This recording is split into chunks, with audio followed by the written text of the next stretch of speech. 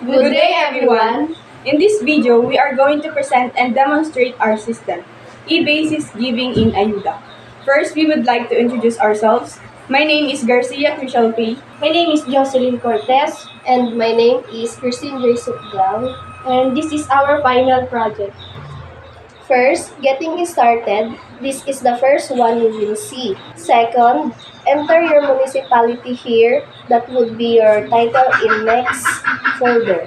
Third, click the File Up button to show the next form. Fourth, fill up or answer the following information that needed as identify of the resident that apply in Ayuda.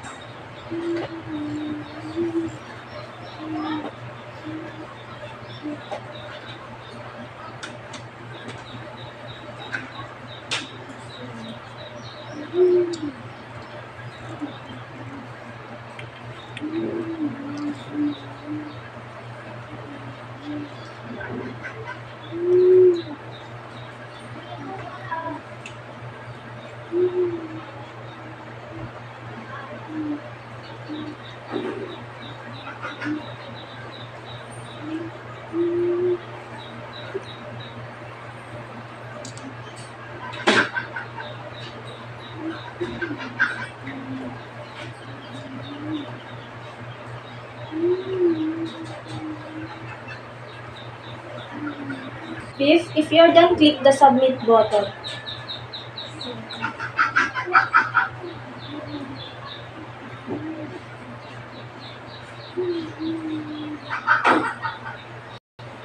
Number 6 step is, there's a notification that will show where you will know if the resident is qualified or not qualified to receive Ayuda. Number 7, if you want to go back to the first page or in Form 1, just click the back button and fill up again.